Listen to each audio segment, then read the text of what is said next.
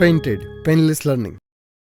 હવે દાખલામાં હું કીધું ભાઈ, સર્કસના તંબુમાં જમીન સાથે શિરોરમ સ્થિતિમાં રહેલા થાંભલાની ટોચની જમીન સાથે ખેંચીને બાંધેલા 20 મીટર લાંબા દોરડા ઉપર એક કલાકાર ચડી રહ્યો છે. તો દોરડું જમીન સાથે 30 માપનો ખૂણો બનાવે છે. તો થાંભલાની ઊંચાઈ શોધો. તમે કે સાહેબ કઈ ખબર પડી? સમજાવું. એક્શન આવો થાંભલો છે. શું છે? થાંભલો. કેવો થાંભલો છે? બરાબર ને? તો અહીંયા લખી નાખું થાંભલો આવે. હું યાર હવે અમે બોલીએ, થાંભલો બોલીએ, થાંભલો. બરાબર ને? હાલો, તો આ થાંભલો છે બેન. અહીંયાથી એક દોરડું ખેંચીને જમીન આરે આમ બાંધી દીધું છે ટટાટ, હે ને? આ જમીન છે. ઓકે. હવે આપણને એમ કીધું કે ભાઈ ટોચથી જમીન સાથે ખેંચીને બાંધેલા 20 મીટર લાંબા દોરડા. દોરડાની લંબાઈ કેટલી કીધી? તો આ દોરડું છે એ કેટલા મીટરનું છે? 20 મીટરનું દોરડું છે. બરાબર. જો દોરડું જમીન સાથે, આ દોરડું જમીન સાથે કેટલાનો ખૂણો બનાવે ભાઈ? 30 નો ખૂણો બનાવે. તો થાંભલાની ઊંચાઈ શોધો. એટલે એક સર્કસનો કલાકાર છે, એ આ દોરડા ઉપર ચડે છે અને ઉતરે છે. આવું તમે જોયું હોય. દોરડું કેટલું છે? 20 મીટર. તો એ તાણીને બાંધેલું. ઢીલું હોય તો ઓલો આમ ચડી શકે નહીં. તો આ થાંભલાની ઊંચાઈ ગોતવાની છે. આ તો હાવ ઈઝી ન થયું. આ જો આ નામ આપી દઈએ ABC. તો થાંભલા બરાબર શું થયું? થાંભલા બરાબર. તો દાખલો પૂરો થવા આવ્યો. ખાલી 2 સ્ટેપનો દાખલો. ધારો કે થાંભલા બરાબર AB. થાય કે ન થાય? વેઇટ સ્કીપ નહીં કરતા. તમારા ફાયદાની વાત છે. ધોરણ 10 ની અંદર આવ્યા છો, બોર્ડની પરીક્ષા આપવાની છે, જોરદાર રિઝલ્ટ લાવવું છે, તો પેન્ટેડ એપ્લિકેશન ડાઉનલોડ કરો અને ચેમ્પિયન બેચ લોન્ચ થઈ ગઈ છે.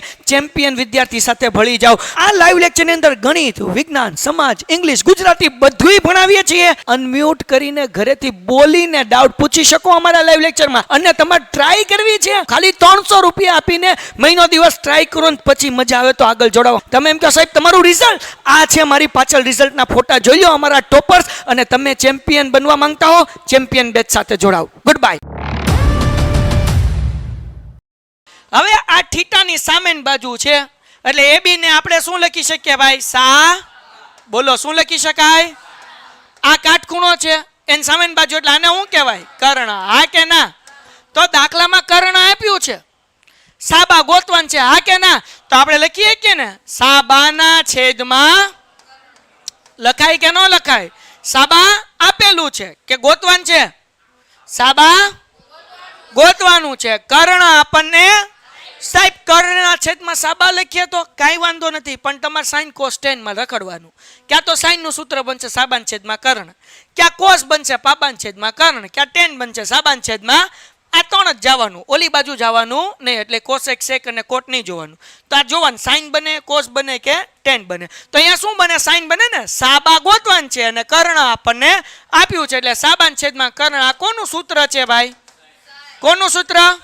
યાદ કરી લઈએ. સાઈન નું સૂત્ર સાબાના છેદમાં કોસ નું સૂત્ર ટેન નું સૂત્ર. હજી એક વખત સાઈન નું સૂત્ર કોસ નું સૂત્ર ટેન નું સૂત્ર. તો અહીંયા સાબા ગોતવાનું હતું, કર્ણ આપ્યું હતું એટલે સાબાન છેદમાં કર્ણ. સાઈન કેવા? 30 એટલે અહીંયા લખી નાખું સાઈન 30. કોઈને કઈ વાંધો ભાઈ નહીં? તો સાબા AB છે, લખી નાખીએ. કર્ણ દાખલામાં આપણને આપ્યું કેટલા મીટર છે? 20. સાઈન 30 ની કિંમત કેટલી થાય? તો કે ભાઈ વાંદરામ જોવો, સાબા કેટલા? 1, કર્ણ કેટલા? 2. એટલે જવાબ કેટલો લખવાનો? સાઈન 30 ની કિંમત 1 ના છેદમાં આ 20 ભાગાકાર છે બરાબરની આ બાજુ આવે તો AB બરાબર 20 એકા એના છેદમાં તો 2 દાણ 20. તેથી AB બરાબર 10 મીટર. દાખલો થઈ ગયો. તો થાંભલાની ઊંચાઈ કેટલી હોય? 10 મીટર હોય. તમને આવો દાખલો એક્ઝામમાં 2 માર્ક્સનો પૂછાય બસ. હવે વાવાઝોડાના કારણે એક ઝાડ એવી રીતે ભાંગીને વળી જાય છે કે જેથી તેની ટોચ જમીન સાથે 30 માપનો ખૂણો બનાવે. એક ઝાડ હતું,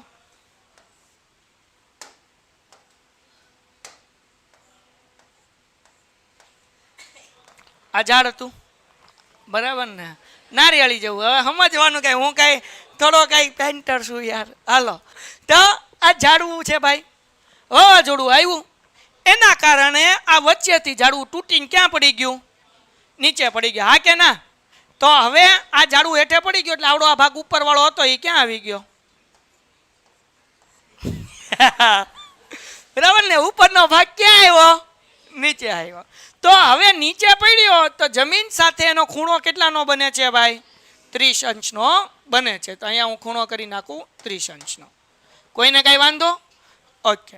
પછી હું કીધું ભાઈ, ઝાડ જમીનને સ્પર્શતી ટોચ અને ઝાડના થડ વચ્ચેનું અંતર, એટલે કે ઝાડ નીચે પડ્યું એની ટોચ અને આ થડ, આ બેયનું વચ્ચેનું અંતર કેટલું છે? 8 મીટર હોય તો ઝાડની ઊંચાઈ શોધો. તો હવે આને હું નામ આપું હો ભાઈ.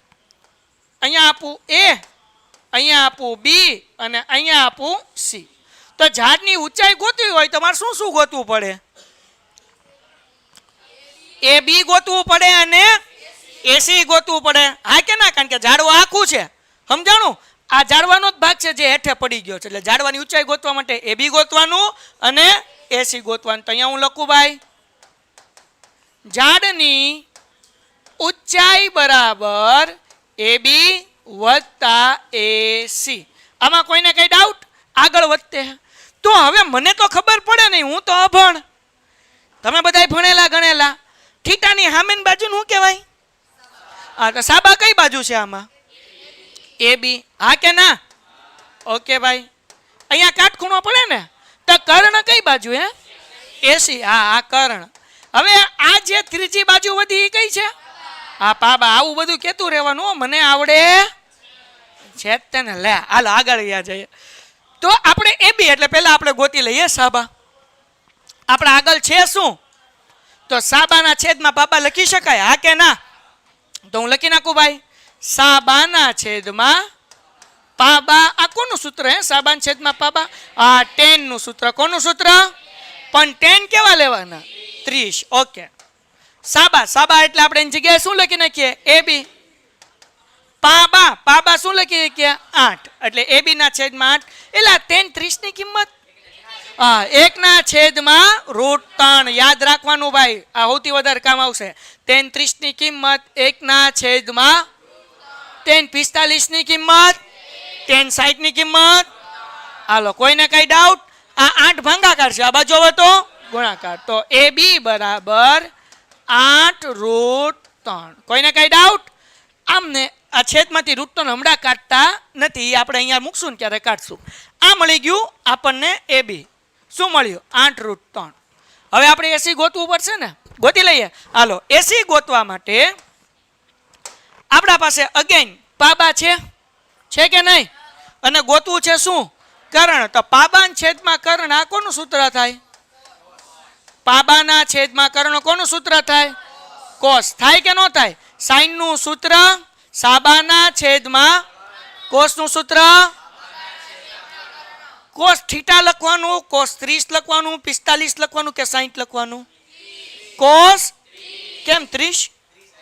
30 નો ખૂણો છે એટલે. હા, મને આવડે નહીં. પાબા છે આપણી આગળ? પાબા કેટલું છે? 8. ઓકે, તમે કીધું એટલે લખી લો હો ભાઈ. કર્ણ, કર્ણ કોણ છે આમાં? કર્ણની બાજુ કઈ છે? AC. ઠીક, AB નથી ને? હાલો, કોસ 30 ની કિંમત શું છે? કરાવો, અહીંયા વિયા જાય. હાલો, કોસ નું સૂત્ર તો ખબર ને? પાબાના છેદમાં. તો અહીંયા જુઓ, પાબા કેટલા? કર્ણ કેટલા? મોટું કરો. ઢોમ ઢોમ ઢોમ. ગાંધી બાપુનો ત્રીજો વાંદરો ભાઈ. બરાબર, પેલો વાંદરો, સોરી. હાલો, તો પાબા √3 ને કર્ણ કેટલા? 2. એટલે √3 ના છેદમાં 2. એટલે કે કોસ 30 ની કિંમત થાય કેટલી થાય? √3 ના છેદમાં. અહીંયા લખી નાખું √3 ના છેદમાં 2. હવે મારે ગોતવાનું હું આમાં? AC. ચોકડી ગુણાકાર કરવો પડશે.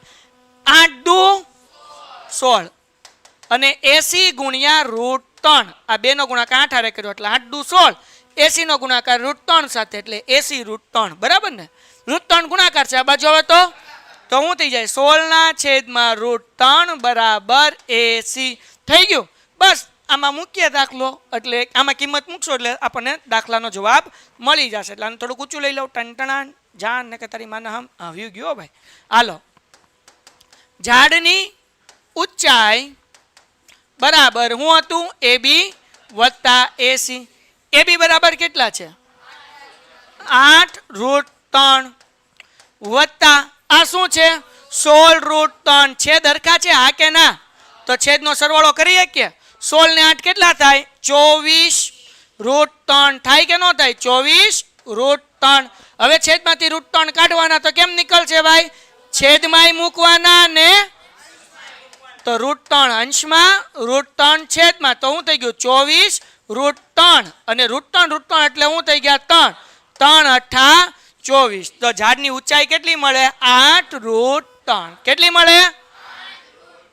દાખલો પૂરો થઈ ગયો.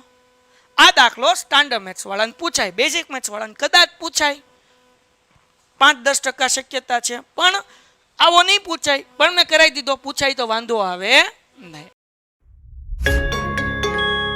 Painted Painless Learning.